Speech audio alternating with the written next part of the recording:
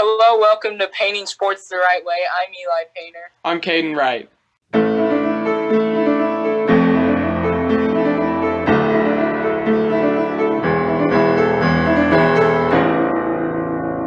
All right, so let's get started today on Painting Sports the Right Way. We are taking the best athletes to ever live.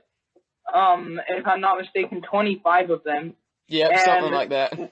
Caden, would you like to explain who those athletes are? I'd love to. So we've made a bracket of all these athletes, and we have first up Bo Jackson versus Wilt Chamberlain. Next, Jim Brown versus Babe Ruth. Lance Armstrong versus Nino Schroeder. Next, Willie Mays versus Jerry Rice. Jim Thorpe versus Joe Montana. Lawrence Taylor versus Jackie Robinson. Roger Federer versus Serena Williams. Babe Didrikson versus Lionel Messi. Alex Honnold versus Eliud Kipchoge. Tiger Woods versus Ben Patch. Ric Flair has a bye for some reason, but that's okay. And we've got Wayne Gretzky versus Michael Jordan. Mike Tyson gets a bye first round. Lucky him. Then Usain Bolt's got a bye. Then Pele versus Hank Aaron. Those are all of our athletes. If you didn't know who all those athletes were, that's okay. We'll explain who they are when we get to their competition. Okay, let's get started at the top. Bo Jackson versus Wilt Chamberlain. Eli, could you tell us a little about them? All right, so Wilt Chamberlain is, he's a basketball player, obviously. He was a center, a right-hander, and he's one of the highest scoring players to ever live. He had that 100-point game, which is the highest in NBA history. And, he was ridiculously score happy is what I'll describe it. In his career, he averaged 30.1 points a game. His low was 14.8 points per game, and his high was 50.4 points a game. That's insane. Like averages for the season? Yes, which is one of the highest. When he was 25, he averaged 50.4, and when he was 26, he averaged 44.8. Wow. So, yeah. He's the highest scoring player still to this day. And he played from about 1959 to 1973, I believe. And, that's, Wilt Chamberlain. He's one of our great athletes. Now, the next athlete is Bo Jackson. He played football. He also played he also played baseball, though. Yep. So, he obviously, in my opinion, in college, he played for Auburn. He was better at football. I mean, he was one of the best running backs in college. And then he was drafted to the Tampa Bay Buccaneers in football. Yeah. And then he decided to go play baseball instead because he was mad at the Tampa Bay Buccaneers because he went to tour them while he was in college, and they said that he had permission, but he ended up not, and he lost half of his year. So he decided not to play for them. Instead, he played baseball for the Royals. But then the Raiders picked him up about 2 years later. And, he was pretty much a superhuman. Yeah. And because he played constantly, he played baseball and he played football, and he's one of the few people to do that. He's definitely the best player to do that. I mean, you had Deion Sanders who also did stuff like that, but Bo Jackson was just much better at both of the sports. Yeah. He was better combined, maybe not football, but one of the shocking things that many people might not know is we talk about him as an all-time great, but he was never he's not in the Hall of Fame for football or baseball. It's kind of crazy. So, Yeah, it's kind of crazy. I've got a funny. He Sorry, go Go ahead. ahead. Oh, Jinx. His awards are in 1989. In 1989, I believe he won MVP. But I mean, he was a really good. He just made crazy plays that you had to scratch your head about. Yeah. So yeah. Anything you would like to add to either of those players?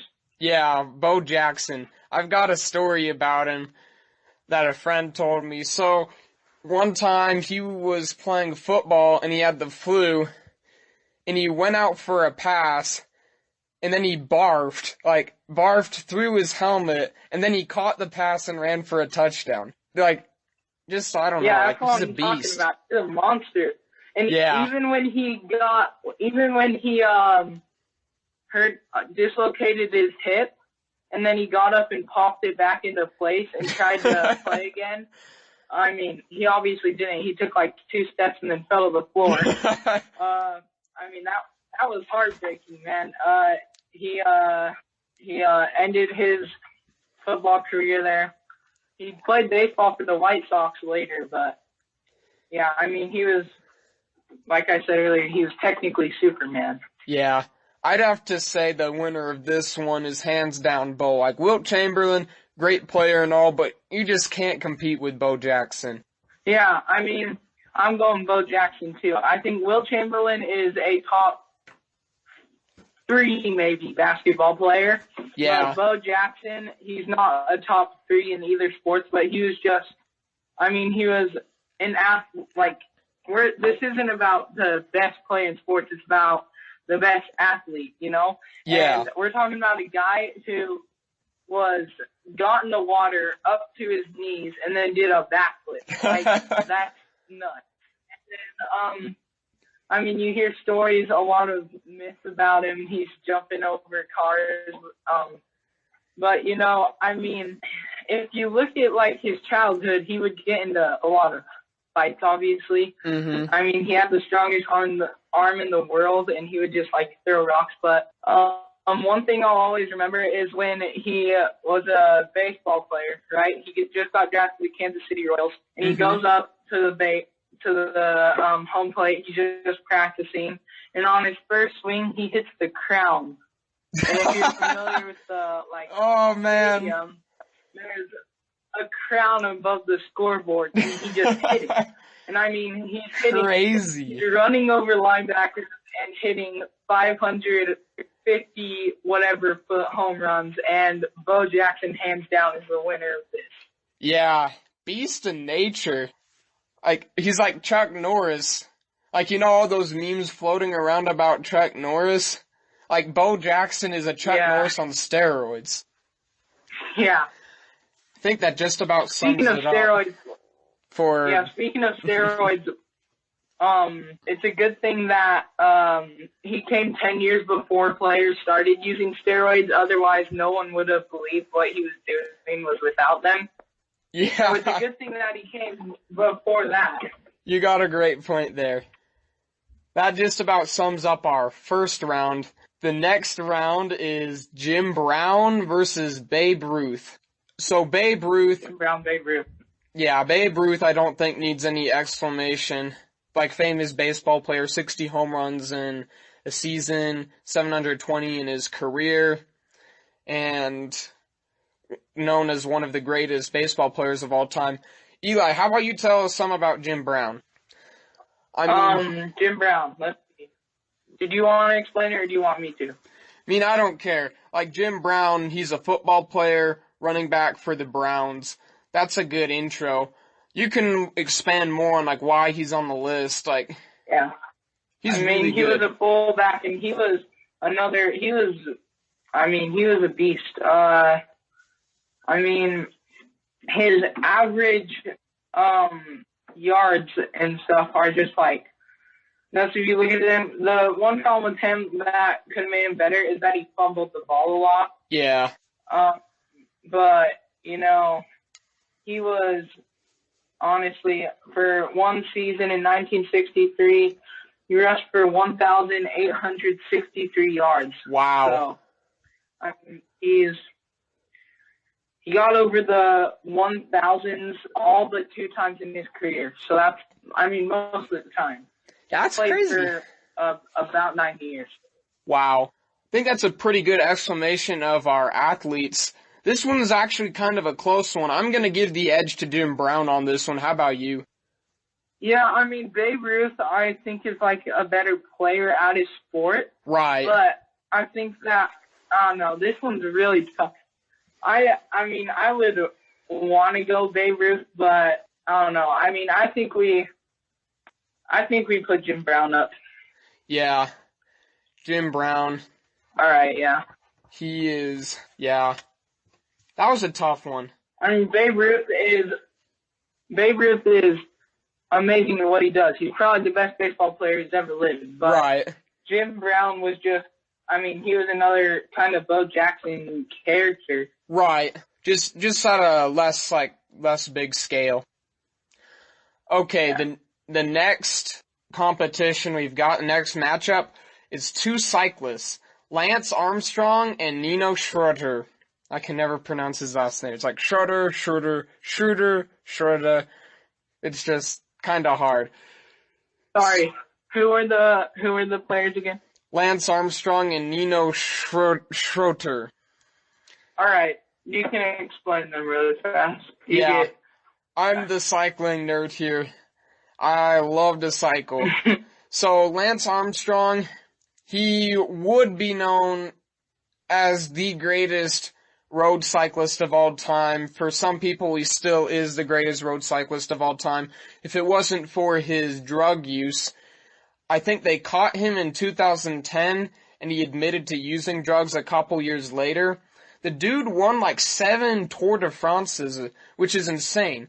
Like, to give you an idea of just like how crazy the Tour de France is, so it's a race that goes around the perimeter of France, obviously, and it just takes a long time. It takes like, I want to say, about a month to complete, and the riders are pumping out like 400 watts consistently.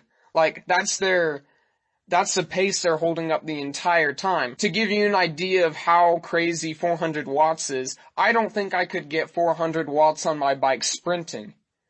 Like, dead sprinting. I couldn't hit 400. So that just gives you an idea of just how crazy. It's just so hard to win a Tour de France. Alright, the next guy, so Nino. Sorry, do you have anything to add? No, I mean, I was just going to say a lot of people like hold 400 watts for 2 minutes, and that's like kind of their workout, I guess. Yeah. So, okay, Nino. So Nino is arguably the greatest mountain biker of all time. He's won multiple World Cup races, and for those of you who don't know what those are, in mountain biking, there's these things called World Cup races, which is actually kind of the equivalent of a World Cup in soccer. They're like the biggest race in professional cycling of the year. And he's won them multiple times, and he's widely known as the fastest cyclist right now. On this one, I'm gonna go Nino, because I don't like cheaters. I mean, Lance Armstrong, great and all, but there's 2 things. The drug use makes it hard to determine how good of an athlete he really is. Number 2, I don't think, like, drug use should be rewarded in a competition like this. Being clean should mean something. Who's your choice? Yeah, I agree. I mean, it's a shame. I'm gonna have to agree with you on this. You hate to see players that are so good, like Barry Bonds also did that. Yeah, Barry Bonds, same thing. You know? And how good would he have been, we don't know. But, I mean, in my opinion, I still think Barry Bonds was amazing. But right. You never know. So I'm going to agree with you here. That sums it up for that pick. Or not pick, that game. Matchup. Next, we have Willie Mays and Jerry Rice. So, Eli, do you want to tell us a little about Jerry Rice? Geez, Jerry Rice. In my opinion, he is the best football player to ever live, in my opinion. I mean, yeah, I'm not gonna lie. I hate to see these two matched up because these two would both be going far for me. Jerry Rice played on the 49ers. That's where you see his most of the time.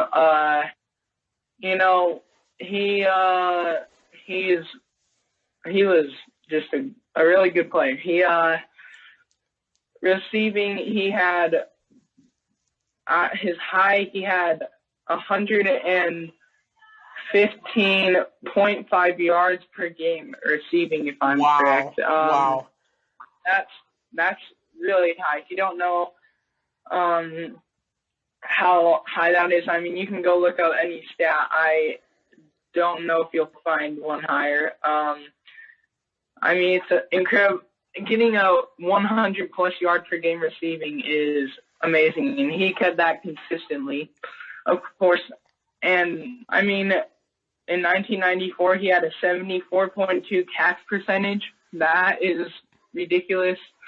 And so, I mean, he's got the speed still. Yeah. It's crazy. He's so good. He's, just a ridiculous player. But Willie Mays, happy birthday, by the way. Yeah. He, center field. I think that he is the best defensive baseball player to ever live. Yeah.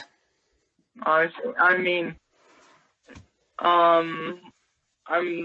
he won MVP in 1954, I believe. And I believe I said earlier that Bo Jackson won MVP. Sorry, I meant he was a runner in the MVP race. Mm-hmm. I was about that earlier.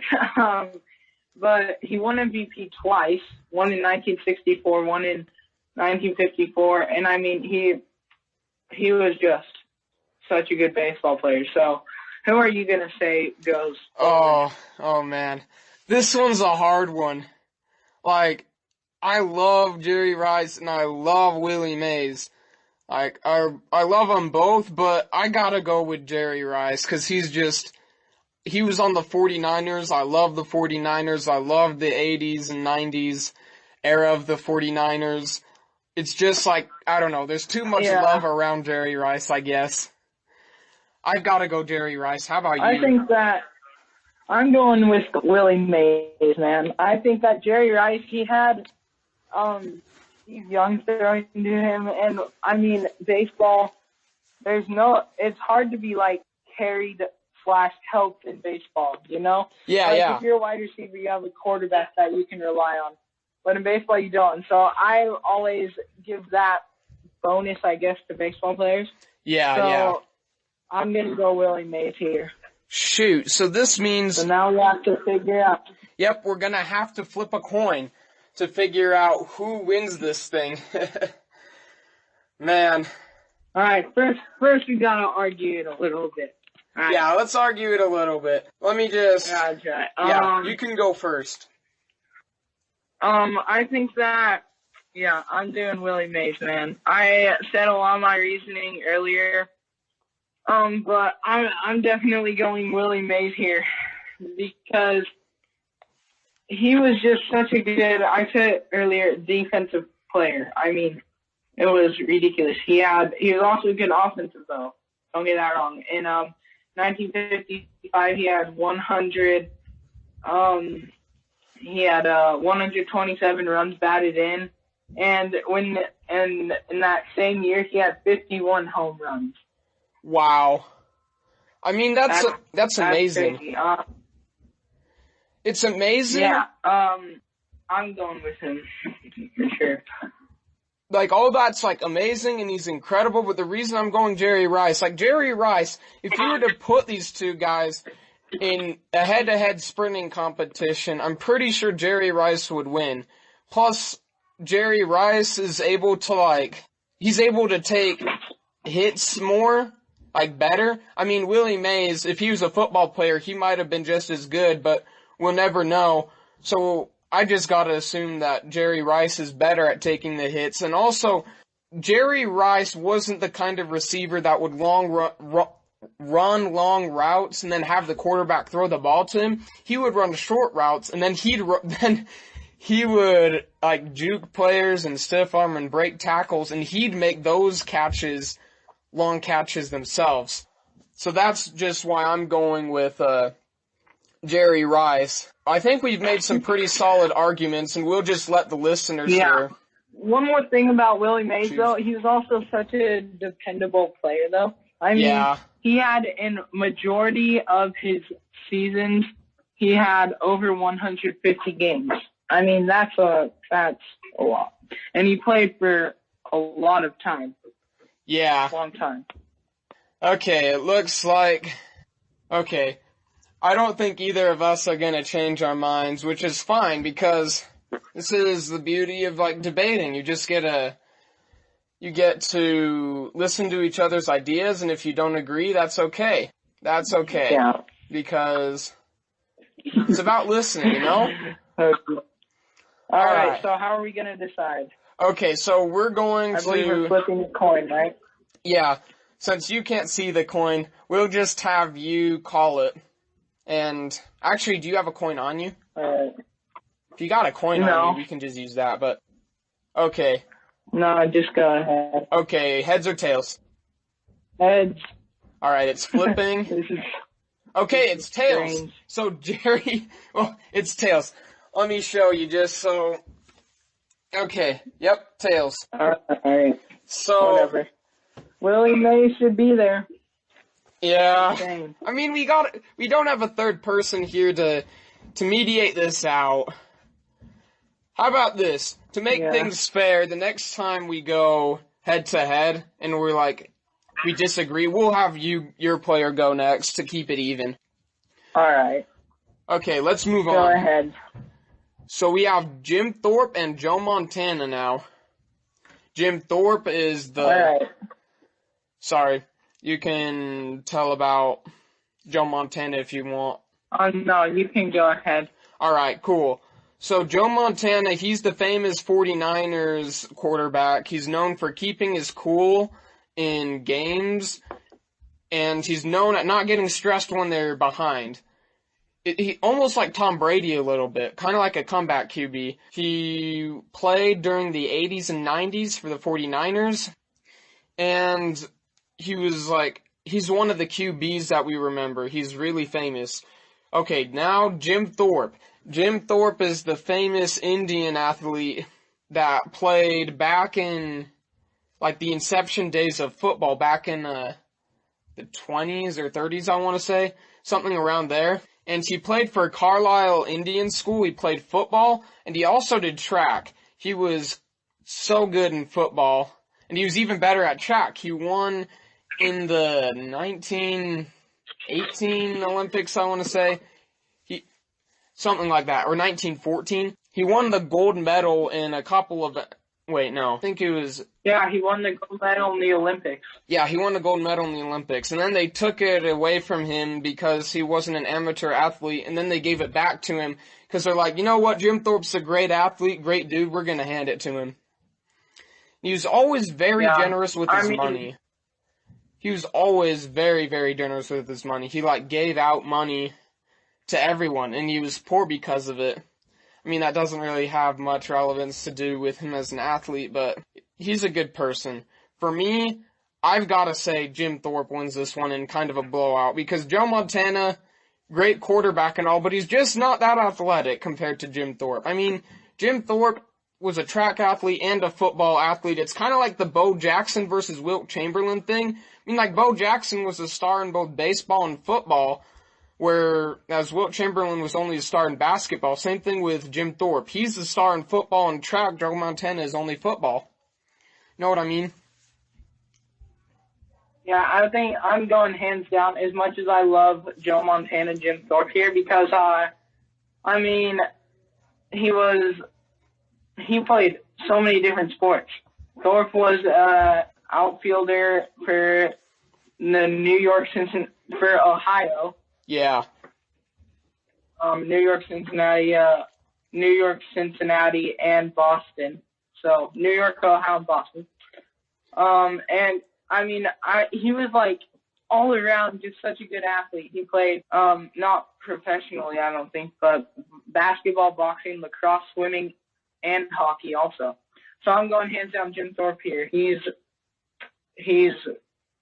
just an amazing athlete. So good. Next, we have Lawrence Taylor and the legendary Jackie Robinson. So, Jackie Robinson. I think we all know who he is. Him. Yeah, I love him too. So good. All right. So, Lawrence Taylor, really fast here. Lawrence Taylor played from 1981 to 1993. He was on the defensive side. He was a linebacker for the New York Giants. I mean, he was a right outside linebacker majority of the seasons, other than in 1983 season where he did a right inside linebacker. So interesting talk right there. I mean,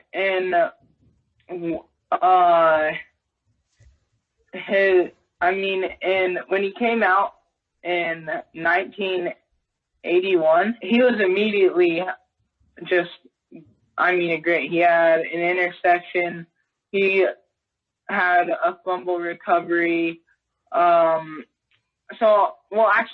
In the start, he wasn't like amazing, but he became to just be such a dominant force. He had so many tackles, so many everything. He had a touchdown in 1982, the next season. I mean, he was just such a good player, and the stats don't tell you that. If you look at the stats, you're not looking at the right thing.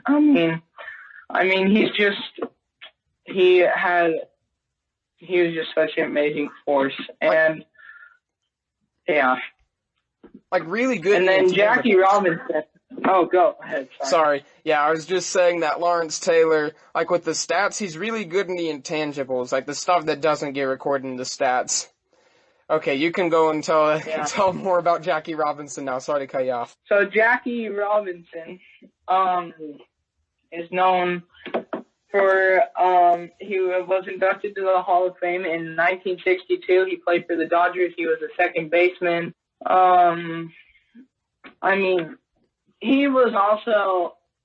He had 1,382 games. Wow. He had 4,877 times at bat and 947 runs, 1,518 hits, 273 doubles, 54 triples, 137 home runs, 734 runs batted in, 197 stolen bases, Jeez. 740 walks, and honestly, at that time there was a lot of people didn't want him in the a lot of MLB because he was a black player, and so he has a lot more walks. And I know it's gonna sound crazy, but honestly, these people would throw the ball like intentionally at him. At his head, yeah. Like some of the times, yeah. And then if you get hit, you walk. So, that sounds a little weird, but it's still fun. And his batting average was not horrible. It was 311. Yeah, that's pretty good. So right-handed. Yeah, he was a really good player. So, who are you going with? I don't know. I'd have to say Jackie Robinson. Like, Lawrence Taylor is a great athlete and all, but Jackie Robinson, he had to deal with the difficult circumstances of being the first black player in the MLB. He'd get heckled by fans, called the N-word, and, heckled by players, too. He'd get balls thrown at his head. And through it all, he managed to keep his cool and just play baseball. And also, he's just I think my favorite thing about Jackie Robinson is just the way he'd steal home plate. I think he's stolen home more than any other baseball player. If you control for how long they've been playing, he would just steal home like crazy. It's just it's amazing. And yeah, I mean, I think that Lawrence Taylor may have been a teeny bit better than Jackie Robinson, but the thing is, I agree with you, the circumstances and the fact that he's a baseball player, I'm going with Jackie Robinson here. yeah. And just one more thing. This isn't super related. But Lawrence Taylor. Sorry, go ahead. If I had to choose a wild card, I'd be going Lawrence Taylor here. I mean, that's a hard one to do. But this isn't super related to like Jackie Robinson, but I think it's important for people to know. So before blacks were allowed in the Negro League or in the major leagues, there were these things called the Negro Leagues. No, it was this thing called the Negro League. And it was basically Major League Baseball, but it was for black players. And black players, like, they were really good. There's like, what's his name? A dude nicknamed, I think his name was Squatty. Satchel Paige. He was a legendary pitcher. I'd say he's the greatest pitcher, hands down, ever in baseball. And he didn't get a shot at the major leagues because he was black, but he could throw fastballs like nobody's business. Like, he was just crazy. I encourage you to go and, like, look up the Negro Leagues and learn about some of the players and stuff, because there's some really good players that didn't have a chance to shine in the major leagues because they were black and whites wouldn't let them play. Like, now you look at baseball, you've got, like, Barry Bonds and, like, all these other great black players. And it's like, man, if they'd only been able to play earlier, they would have been so good. Yeah.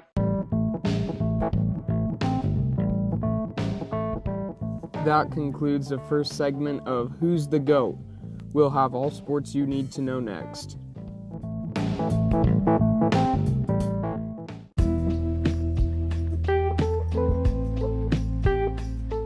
Welcome back, everyone. Here are 3 things you need to know this week in the sports world. First, the legendary Dolphins coach Don Shula died at age 90. He is the only NFL coach to coach a team to an undefeated season, complete with a Super Bowl win in modern NFL history. We mourn his loss. Next, the Last Dance episode, another Last Dance episode has come out.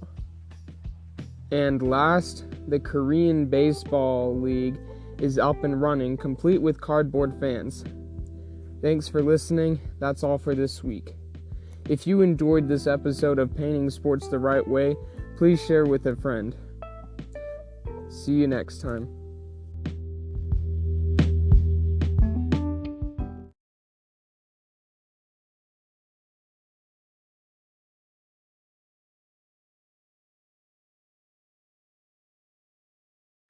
Thanks for listening, everybody. All right. We'll be back after the break. This is Painting... Oh, sorry.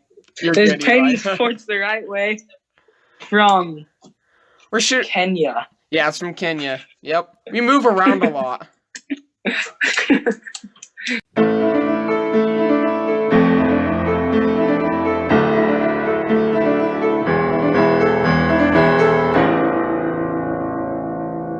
Today we continue our Greatest Player of All Time series. Enjoy. Welcome back, everybody. Next up, we have Roger Federer and Serena Williams, the 2 tennis players. So Roger Federer. Roger Federer is arguably one of the greatest men's tennis players ever. He's won quite a few Grand Slams. His rival is Nadal, and he's got the upper hand a little with Nadal. Personally, I like Nadal better, but Roger Federer, I think, has the upper hand if we're just looking at head-to-head skill. And I think he's ranked like top 5, if not number 1, in the world tennis rankings. Serena Williams is another great tennis player. I'd say she is the greatest tennis player of all time for a woman. women's tennis, I think it's kind of hard to dispute that. I'll bet there's people that'll try, but I think it's pretty set in stone. Serena Williams is the greatest tennis player ever in women's tennis. She had a tough childhood. Like, her parents were poor, and she and her sister would go out on the city courts, and they'd go and hit balls. And they lived in a poor area of the neighborhood, and they just kept on hitting balls. And they got better and better, and they entered tournaments. It's a what do you call it? Like Porter Rich story. Very inspiring story. Anyways, man, it's really tricky to decide who's gonna win this one because they're both really good. I'm going to go 50-50 on this one. I can't come up with a favorite. I'll let you decide. All right. I'm saying Serena Williams here. All right. Because if I look at it, they're both great tennis players, but Serena Williams, let's compare her to, like, I know this is a different sport, but LeBron James. Here's the difference between them. LeBron James has gone into a championship many, many times with Cleveland, the Heat, or whatever. And the difference between him and Serena Williams is Serena wins championships and LeBron often doesn't. LeBron has 3 championships and Serena Williams wins them and has 23. Yeah. So, in my opinion, Serena Williams is a better at her sport than LeBron James is at a better athlete overall. Right. And I'm saying Serena Williams wins. And also, Roger Federer, I can assure you, he almost certainly doesn't have 23 Grand Slam wins like Serena Williams does. Yeah. I think that's pretty much sums it up on this one. Next, we have Babe Didrikson and Lionel Messi. So, Babe Didrikson, this is a name you might not have heard much. I think you can think of her as the Jim Thorpe, except female version. She wanted to be, like as a kid, she wanted not to be the best female athlete. She wanted to be the best athlete. And she did really good in track and javelin. She beat all the guys pretty consistently in track and all the other sports she did, which is why she's on this list, even though she's probably one of the least well known. Do you want to do Lionel Messi? Yeah, sure. So, Lionel Messi is a soccer player from Argentina. He's in the World Cup multiple times. He's 32 years old right now. So this one's going to be tough. They're both really good, but who are you going with? If Lionel Messi had a World Cup win, I'd have to say Lionel Messi. Well, actually, you know what? I take that back. I'm going to have to go Lionel Messi otherwise. Because if you look at his highlights, he's so good. I don't know how to explain it. It's kind of like watching Harden dribble the basketball. It's just like you're in a trance because he's just magical, if you know what I mean. And Babe Didrikson doesn't have that same kind of magic. I mean, granted, she played in the 1900s, so they didn't have like cameras to capture like every second of her playing sports, but I just have to go Lionel Messi here. This one's tough because Lionel Messi, granted that he's one of the best soccer players ever. He's obviously really good, but we're talking about the Babe Didrikson, and she's kind of like, you mentioned it earlier, like Jim Thorpe. So it's kind of like hard not to pick her when she's that much like him, and then he was a hands down winner. She played basketball, track and field, and golf. Yeah. And so I don't know if she'll go super far, but I'm putting her over Messi. All right. So since I got to choose my preferred player when we went head-to-head last time, we're going to do yours. So Babe Didrikson will move on to the next round then. Didrikson. Okay. All right. Next, we have climber Alex Honnold versus Iliad Kipchoge. It's very hard to pronounce that name, but I think I've got it down somewhat. Okay, so I'll do Alex Honnold. So Alex Honnold is the greatest climber ever. Greatest free soloist ever. You might have seen the documentary Free Solo. Very good documentary. Highly recommend it. But for those of you that haven't seen it, in the documentary, what he does is he free solos this cliff called El Capitan, also known as El Cap. And to give you an idea of how high this is, it's like a 2,000-foot wall, and Alex Honnold climbs it without ropes. Or, like, really any assistance of any kind, other than, like, the chalk in his hands and his climbing shoes. And he just climbs straight up it. And if he makes a mistake, he falls to his death. But he didn't fall to his death. He's still alive today. And so good. One more thing about him. I mean, so many people have tried that, and they've died. I mean, it's ridiculous. He's the first and possibly the last person to ever do that. Right. I'll let you do Iliad Kipchoge. All right. So Iliad is the fastest marathon runner ever, hands down. Probably the best runner ever, in my opinion. So good. Long distance, he definitely is, but he did a thing called, they actually made a documentary about it, but he, along with some other runners, Geoffrey Multais, he ran a 2 hour and 3 minute and 3 second Boston Marathon. That's so crazy. Him and some other really fast runners ran a marathon, and 2 hour, and they wanted to get a below a 2 hour marathon, which is insane. And that's never been done, and it hasn't been done yet, but it is nutty. I mean, he got a 2 hour, 1 minute and 39 seconds. So he was really close, and I think that eventually he will do it if he keeps on doing that. But for sure. So he's probably the fastest runner ever, and in my opinion, the best long distance runner ever. Yeah. But another thing I really like about him is he is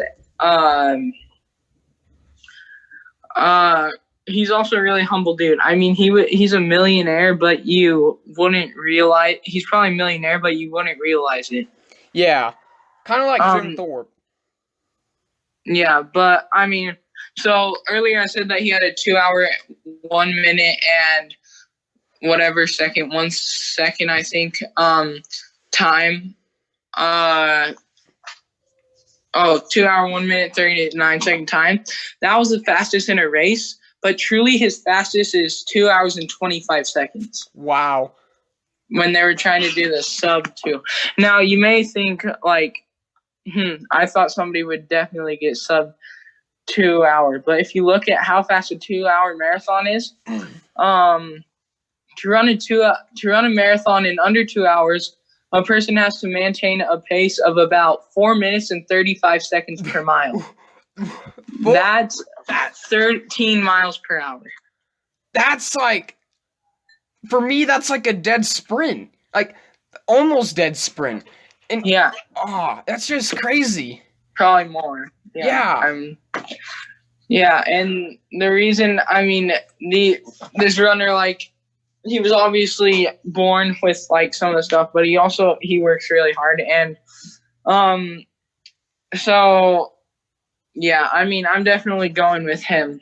he's by far the better athlete. Yeah, for me, in my opinion. This one's kind of harder, like Alex Honnold and Eliud Kipchoge, because climbing a wall, a 2,000-foot wall with no ropes or whatever, and being able to do that without dying. I mean, like, kudos to him. That's really hard. Like Yeah, risking that's all that. nutty. That's like a greater feat.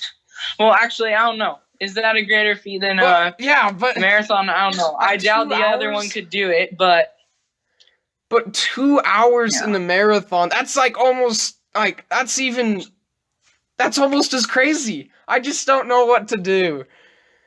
I'm definitely going with him.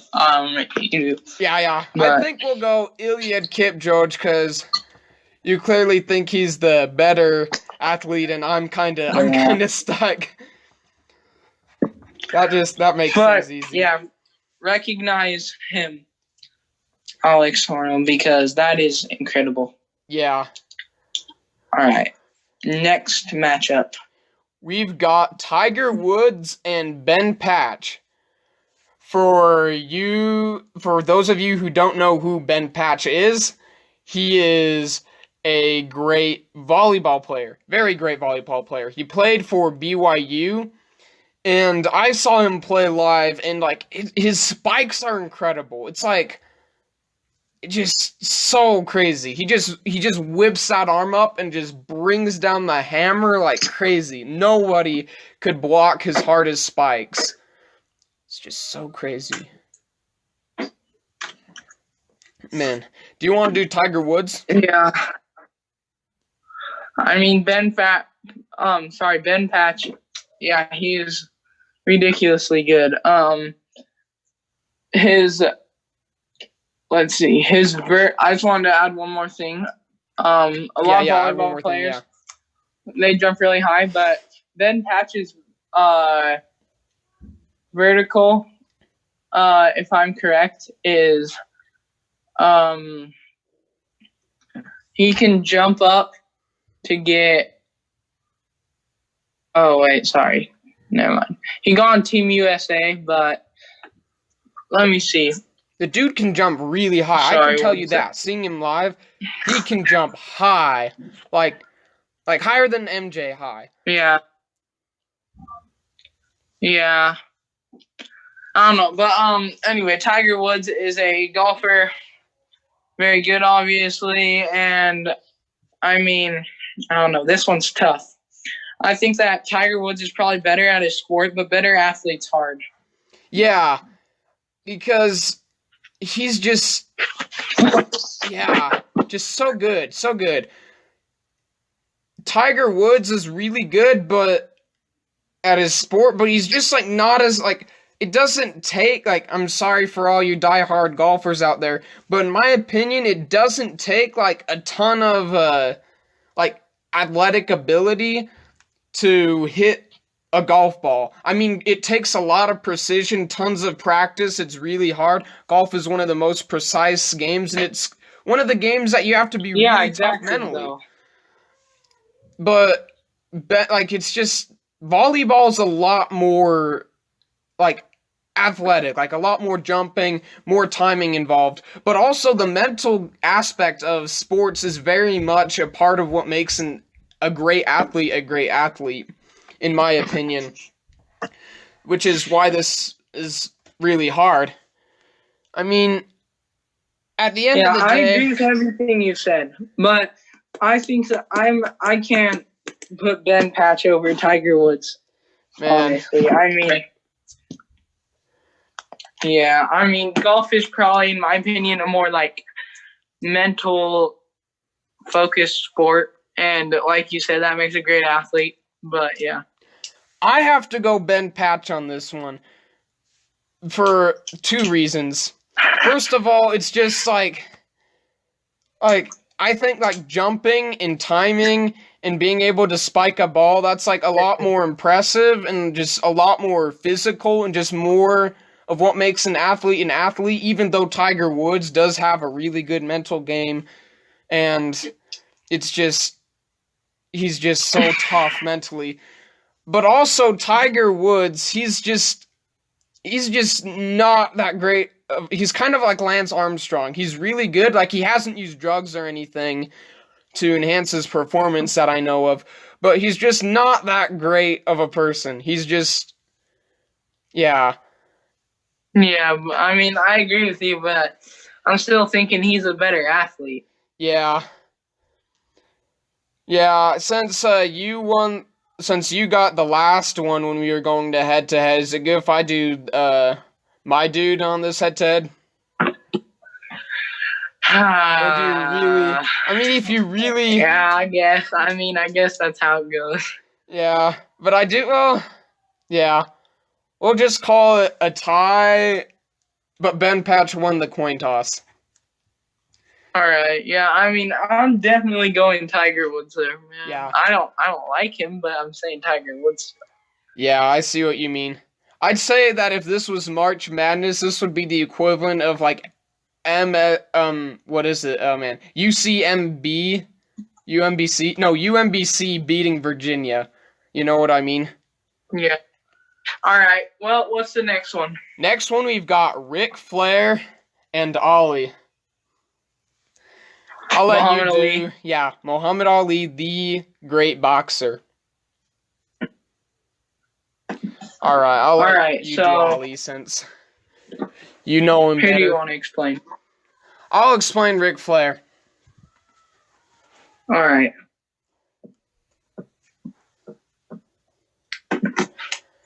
Okay, so you do Ric Flair, I guess.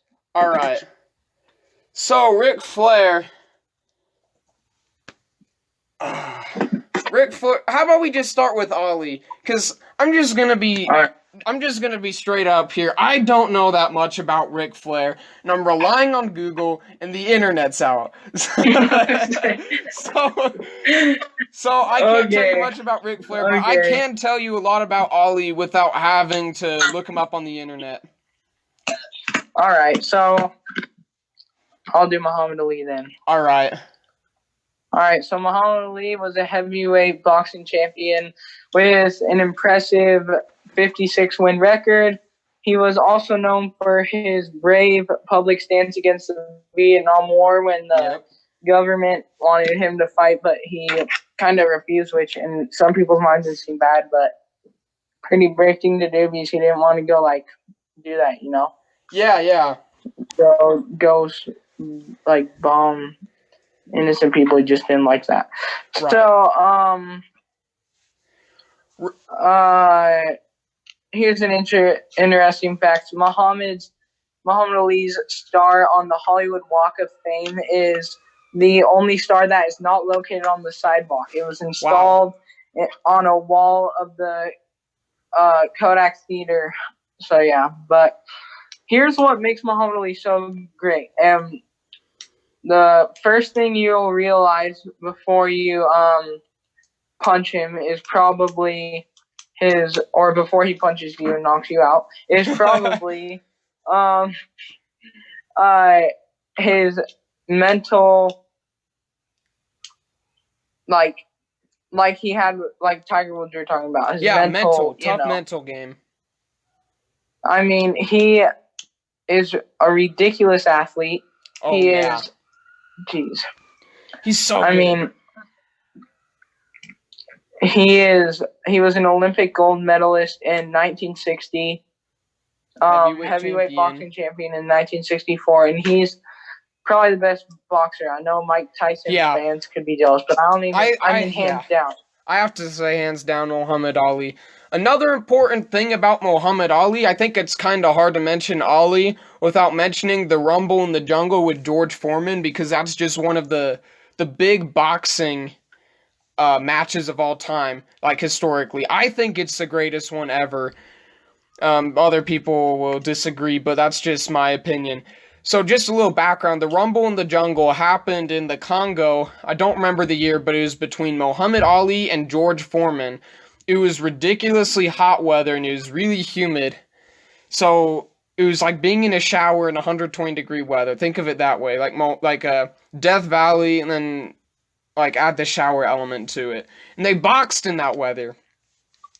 And what happened was Muhammad Ali and George Foreman came in, and what happened was George Foreman had Ali up against the ropes, and George Foreman just bashed him in, just like punched him over and over into the ropes, and it looked like Ali was getting beat up and like he was gonna die.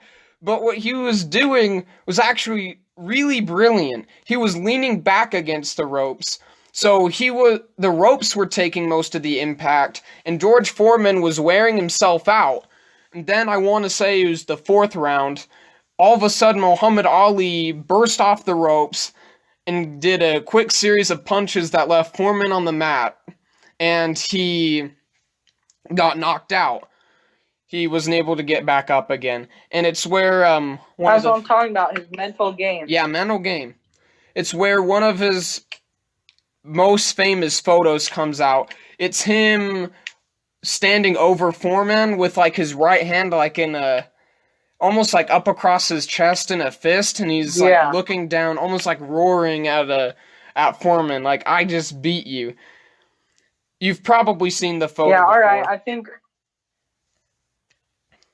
okay. Yeah. I think that's pretty good with Ali. Let me tell you a little bit about Ric Flair. Alright.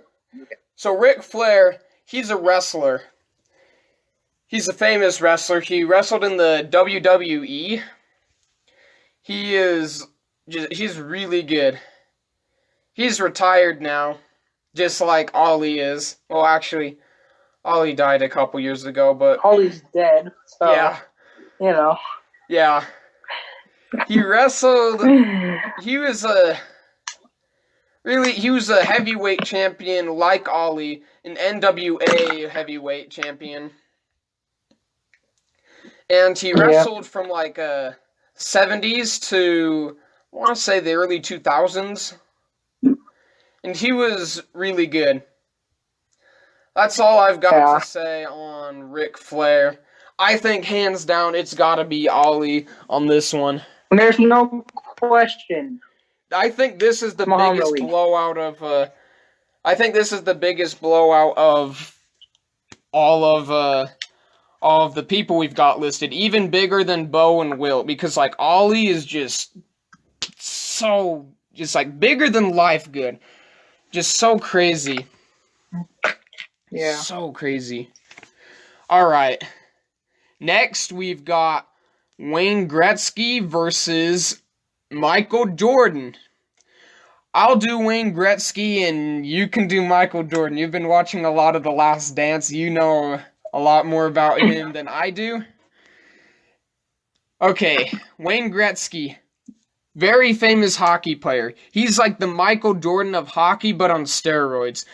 He's got records for like, I want to say 50 or 60 different individual stats in hockey. Most notably, the most goals scored ever, most career goals, most hat tricks ever, most hat tricks in a season, most goals in the season, just to give you an idea. He's just so good. Very, very good hockey player. He's going to be remembered a while. That's all I got to say on Wayne Gretzky. I'll let you take the floor with Jordan. All right, so Michael Jordan, also known as Air Jordan, Mike, MJ, His Airness, Money, Black Cat, Mr. June, Goat, Superman, Captain Marvel. That's one nickname. Some of those I haven't even heard. But so he was a 14-time All-Star, a 3 times STL champ, 11-time All-NBA, 1984 to 85 All-Rookie, 1987 to 88. He was a 5-time MVP, 10-time scoring champ, 6-time NBA champ, 9-time All-Defensive player, 3 times MVP, 6-time Finals MVP. And yeah, I think that about sums up how good he was. He had 30.1 points per game, and I mean, he's good. I could see this guy winning it all in our bracket. Yeah, same. He's just like so good. So good. Like, I think, in my opinion, Michael Jordan, of all the athletes on here, has the most name recognition, other maybe than like Babe Ruth. Like, because he's just so good. So good. Yeah. For those of you not watching via Zoom like we are, Eli just showed us the picture of MJ flying through the air going for another dunk. Man. Yeah, in the dunk contest. I mean, in that's the the dunk most famous contest. picture, like we talked about Muhammad Ali. So, yeah. Yeah. All right. Okay, I've got to So go who you going MJ. with? I have to go MJ. Like, Wayne Gretzky's so good. But how are you going to choose someone, like, over... How are you going to choose him over MJ, though? Like, you know what I mean? Yeah, I'm saying MJ, too. It's just, yeah. Just All too right. good. Next, we have Mike Tyson, and he's got a bye. Lucky him. He won't have to worry about getting booted. So, okay. Next. Is this our last one? It's close to our last one. We have Usain Bolt versus nobody, because that's another bye. He is lucky he gets to move on. Okay, the last one we have Pele and Hank Aaron. And that will end our first round. Yep. Alright. Yeah. You go. Yeah, I'll let you go with Pele first. Okay, so Pele. Let's see here. Pele is the best soccer player ever. He was a member of 3 Brazilian World Cup champion teams. He is hands down the best soccer player of all time. There's nobody even really compare him to, but yeah, I mean, he had to work his way up. He played in Brazil for 2 decades. And then, yeah, I mean, I think he's just such a good soccer player. So good. Yeah. Great athlete. So now Hank Aaron. Yeah, do you want to do Hank Aaron? Yeah. Yeah, you do Hank Aaron. You know more about him. Okay, I'll do Hank Aaron. All right, so Hank Aaron is a right fielder and first baseman. He has the record past Babe Ruth with 755 home runs. That's insane. So insane. I mean, at one point granted that he played a whole lot of time, like 22 years, if I'm right. Yeah, something like that.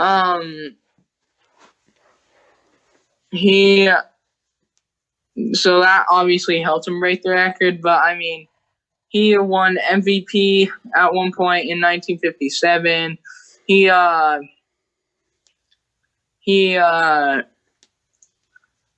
had 45 home runs one season. So yeah, really great player. But who are you going to go? This is the hardest one. I don't know. I'm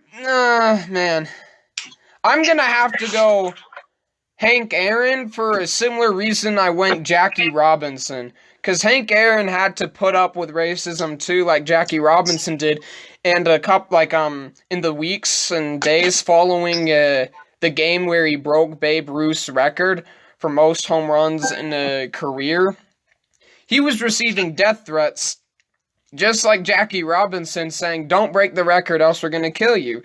And he was able to keep a cool head through it, and he broke the record. But this is still hard. I'm still going Hank Aaron like 51-49. It's not that big of a margin, really. Because Pele's just so good. This one is super hard. I'm going to roughly, and if I could have a wild card, which we may have to do next round. I know. I don't know. I have to say Pele. Pele? Man.